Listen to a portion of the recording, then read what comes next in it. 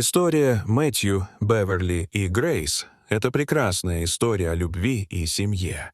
Она начинается с Мэтью, который продавал фрукты и овощи в Калифорнии. У него было доброе сердце, и он всегда был готов помочь нуждающимся людям. В результате все, кто его знал, любили его. Одной из таких людей была девушка, которая каждый день покупала у него яблоки. Она хотела, чтобы он знал, что он ей нравится. Мужчина заметил, что девушка каждый день ходит в его магазин. Затем он понял, что ее влечет к нему, и почувствовал к ней то же самое. На самом деле, с того самого первого дня, когда он увидел ее, он влюбился в нее. Хотя он не робел перед ней, он просто не знал, какие слова сказать, когда бы она не появилась. В результате они так и не поговорили по-настоящему. Однако в один холодный дождливый вечер все изменилось. В тот вечер таинственная девушка, как и всегда, пришла купить яблок. Как только она оказалась перед его магазином, она упала. Мэтью тут же подбежал к ней и подхватил на руки. «Привет, ты не ушиблась? Меня зовут Мэтью. Ты не против переждать дождь со мной в моем магазине?» — сказал он, улыбаясь ей. Когда она пришла к нему в магазин, он дал ей воды, чтобы привести себя в порядок. Она была очень благодарна ему за его добрые жесты. Она сказала, что ее зовут Беверли, и они провели несколько часов, разговаривая друг с другом. Все время, пока они говорили, лил проливной дождь. Однако они не обратили на это никакого внимания. Их сильно тянуло друг к другу, и в какой-то момент они обнялись и поцеловались. В этот момент для них кое-что стало очевидным. Они поняли, что хотят провести остаток своей жизни вместе. В тот же вечер у них завязались серьезные отношения. Они оба были влюблены и стремились проводить вместе каждое мгновение. В результате они стали жить под одной крышей. Мэтью и его девушке нравилось жить вместе, и через 5 месяцев после знакомства они поженились. Через несколько месяцев они узнали, что у них будет девочка. Пара была очень взволнована и встревожена одновременно. Что касается Мэтью, то он просто не мог дождаться, когда возьмет свою малышку на руки. Он заботился о своей жене и делал все, чтобы с ней все было в порядке. Наконец, настал день, когда она должна была родить. К счастью, она родила девочку без проблем. Когда Мэтью и его любимая жена впервые увидели свою дочь, они были так счастливы, и держать ее на руках доставляло им столько радости. Малышка была просто великолепна, и с радостью в сердце супруги назвали ее Грейс. Они должным образом заботились о ней и следили за тем, чтобы у нее ни в чем не было недостатка. Вместе они жили как счастливая семья, почти без забот. Однако несколько лет спустя произошло то, чего они никак не ожидали. После посещения больницы врачи диагностировали у Мэтью неизлечимую болезнь. Он больше не мог ходить и был вынужден провести несколько месяцев в постели. Это потрясло Беверли. Однако она сказала, что они должны скрывать правду о его болезни от своей 4-летней дочери.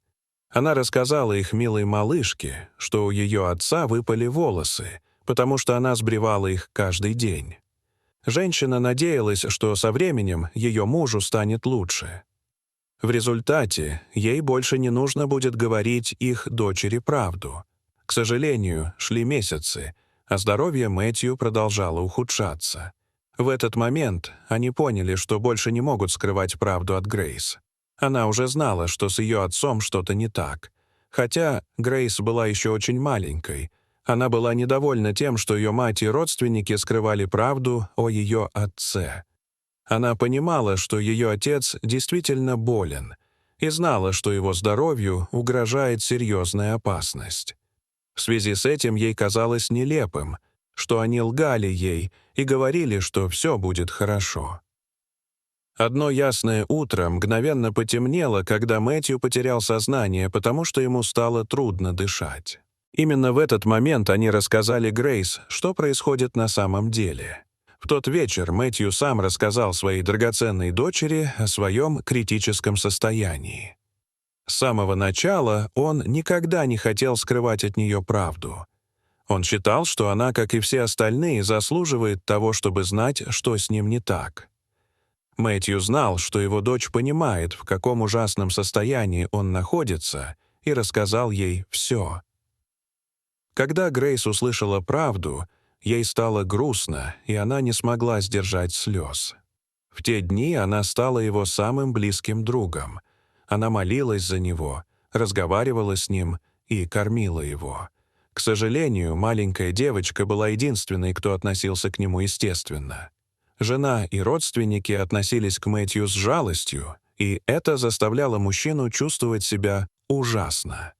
Все, чего он хотел, это чтобы к нему относились так, как будто он все еще нормальный человек. Он не хотел, чтобы кто-то грустил из-за него. Грейс была единственной, кто понимал его. По этой причине он хотел, чтобы она была рядом с ним в любое время дня. Они проводили время вместе, играя, разговаривая и просматривая телевизионные программы.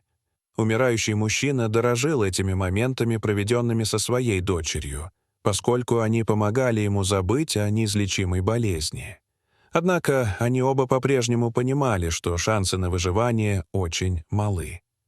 Время последнего прощания приближалось с каждым днем. Это было неизбежно, и однажды холодным вечером отец и его дочь поняли, что скоро их настигнет душераздирающий момент. Они не произнесли ни слова. Они только обняли друг друга, и слезы потекли по их щекам.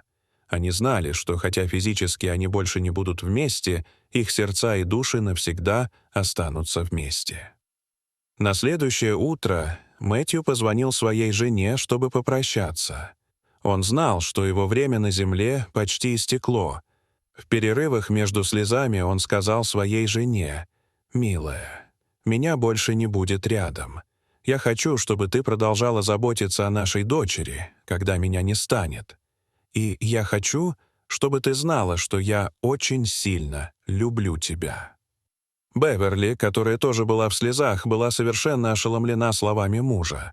Она знала, что он прав, но отказывалась смириться со своей судьбой. Несколько дней спустя Мэтью мирно скончался на глазах у своей жены и дочери. Беверли не выдержала и разрыдалась, в то время как маленькая Грейс тихо вытирала слезы. В ее сердце воцарился покой, потому что она знала, что этот день настанет. Она очень скучала по отцу, но его страданиям наконец-то пришел конец. Грейс никогда не забудет его, потому что он навсегда останется в их сердцах. В день похорон Мэтью вся его семья была в слезах. Грейс все еще чувствовала присутствие отца рядом с собой, но боль, которую она видела в глазах матери и других родственников, делала ее несчастной. В последний раз она захотела быть физически рядом со своим отцом, поэтому она попросила у мамы разрешения обнять его в гробу. Сначала мать отказалась, но позже разрешила девочке попрощаться. Грейс обняла своего отца и почувствовала его холодную кожу. Однако она не заплакала. Следующие несколько слов, которые она произнесла, заставили всех присутствующих расплакаться. «Я всегда буду любить тебя и всегда буду помнить. Прощай, папа». Как только она поцеловала его в лоб, произошло невероятное чудо. На его бледном, посиневшем лице появилась слабая улыбка.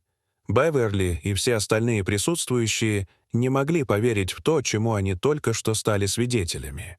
Это было действительно чудо. Мэтью дал последнее незабываемое подтверждение того, как сильно он любил свою дочь. Это сделало Грейс очень счастливой, и она прожила с этим прекрасным воспоминанием всю оставшуюся жизнь. Когда Грейс достигла совершеннолетия, она с гордостью рассказала о том, что произошло в тот особенный день. К сожалению, никто не поверил, что ее отец слегка улыбнулся ей из своего гроба. Грейс никогда не забывала о своем отце и продолжала любить его. Она до конца жизни хранила в памяти те удивительные моменты, которые они пережили вместе. Дорогие зрители, что вы думаете об истории Грейс? Расскажите, пожалуйста, в комментариях. А если вам понравилось это видео, то ставьте лайк и подписывайтесь на наш канал. До свидания.